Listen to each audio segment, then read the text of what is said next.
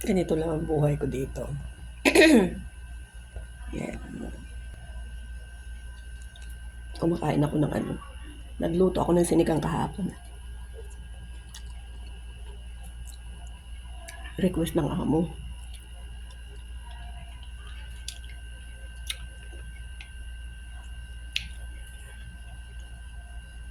Hindi rin kinain. Kasi nagkasino.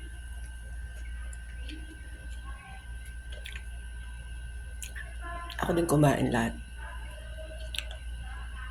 Yan, sila nasa kasino lang sila. Pag-uwi sila. Kasi kasunod ko magbibihis sila. Yan. Ganito lang buhay ko. Naka-aircon maghapon kaya may ubot sipon ako. Yan. Kahiga ako dyan. Bubangon ako sa likod ko sa higa. Ngayon, ayan o. Nakain ko. Natamad ako bumaba. Wala na kaming bigas. Kailangan may bigas.